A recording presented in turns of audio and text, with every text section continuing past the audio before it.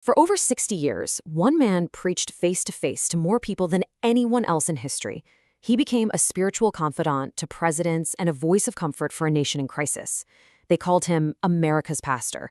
And his story, well, it's an incredible journey from a humble farm to the world stage that really shows you the kind of impact one person can have. You know, this quote from President George H.W. Bush just nails it, doesn't it? It perfectly captures the whole paradox of Billy Graham. Here's this global figure advising the most powerful people on Earth, but his story starts on a simple dairy farm in North Carolina, literally miles away from any kind of spotlight. So the big question is, right? How does a kid from a farm end up becoming one of the most influential religious figures of the entire 20th century?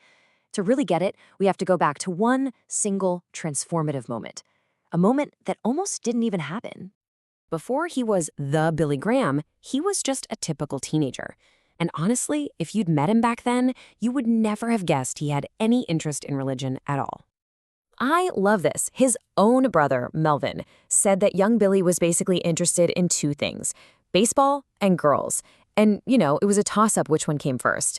He'd reluctantly go to church, but he saw religion as, well, more of a chore than anything else. But then, one night, everything changed. So picture this. A fiery, traveling evangelist named Mordecai Ham rolls into his town. Graham, he wanted nothing to do with it. He figured it was just going to be some big emotional circus. But after a few weeks, his curiosity just got the better of him. He ended up hopping on a friend's pickup truck just to see what all the fuss was about. And he kept going back night after night. He felt this conviction, this pull growing inside him, a sense that something was missing. Finally, on the last verse of the very last song, he went forward. He said later that he felt like a total fool, just completely self-conscious in front of all his friends. But that one decision, it changed the entire course of his life. Okay, so he's had this life-changing experience. But the road from that moment to becoming a world-famous crusader, oh, it was anything but straight. In fact, he had to get through this profound crisis of his own faith, a crisis that nearly stopped his entire ministry before it even really got started. See, as a young preacher, he's surrounded by these friends who are starting to pick apart the Bible, telling him, hey, you can't really take all this as the literal word of God. And those arguments, they really got into his head. He started to wrestle with this deep, intellectual doubt. He was at a total crossroads. It all came to a head one night when he was out in the woods. He literally laid his Bible on a tree stump, and he just made a decision. He admitted he couldn't explain everything in it, but he chose, right then and there, to accept it by faith. He said that moment gave him a strength that he would carry for the rest of his life. And just a few weeks after that moment in the woods, that newfound strength got put to the ultimate test. Graham was leading a crusade in Los Angeles under a big circus tent. And for the first few weeks, it was doing okay, gathering a little bit of momentum, but nothing spectacular. Then, one night, everything changed. So he shows up at the tent, and it is just swarming with reporters and photographers, cameras flashing everywhere. He's totally confused. He asks what's going on, and a journalist shows him a telegram from the legendary media mogul William Randolph Hearst. It had just 2 words on it: Puff Graham. And just like that, boom, the effect was immediate. Suddenly, Billy Graham was a national sensation.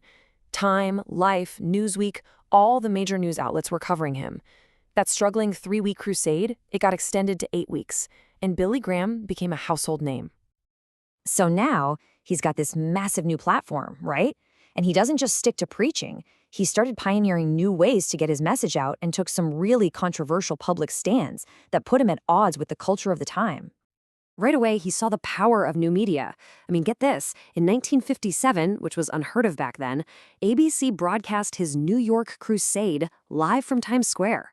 That exponentially grew his reach, putting him in millions of living rooms all across the country. And he also used that platform to confront racial segregation head-on. There's this incredible story from an early crusade in the South. He sees these ropes separating black and white attendees, so he goes to the head usher and tells him, take them down. The usher refused. So Graham walked right down from the platform and took the ropes down himself. And look, this wasn't just a one-off thing for the cameras. He was consistent about this, preaching against racism right in the middle of the civil rights era. Super controversial. He and his family actually received numerous threats, but he never, ever backed down from that message. But beyond the huge crusades and the social stands, Graham stepped into this other role, a much more personal one. In times of national crisis and private turmoil, he became the person the whole country, from regular folks all the way up to the president, turned to for comfort. I mean, whenever something terrible happened, Billy Graham was there, from natural disasters like the Guatemala earthquake to horrific acts of terrorism like the Oklahoma City bombing, and of course, after the attacks of September 11th. He was that voice of solace, offering hope to a grieving nation. And maybe the most incredible thing of all, he was a trusted advisor to every single U.S. president for over half a century, from Truman all the way to Trump. They sought his counsel not just as a public figure, but as a private friend, someone they could talk to about the unbelievable pressure of that job. So when you look at this whole journey, I mean, from a farm boy to the world stage, from deep personal doubt to this incredible global influence, it really makes you wonder, what's the lasting legacy here? It's funny, even though he was walking with presidents and kings, the people who knew him best always came back to one thing: his humility. President George W. Bush called him a humble shepherd, which I think says it all. A man made great not by who he was, but by who he served. So his legacy, it's really a few key things, isn't it? It's that incredible humility, despite all the fame. It's that unwavering focus on his core message. It's the global influence he had on so many people. And, of course, that unique role he played as America's pastor. Graham himself had a really interesting way of looking at his own legacy. He used to tell people, "Someday you'll read that Billy Graham is dead. Don't you believe one word of it." For him, it wasn't an end. He was just changing addresses. And in the end, the story of Billy Graham really leaves us with this big question to think about. I mean, no matter what your personal beliefs are, it makes you stop and consider the profound and often unpredictable ways that a single, dedicated life of faith can actually intersect with and ultimately help shape the entire story of a nation.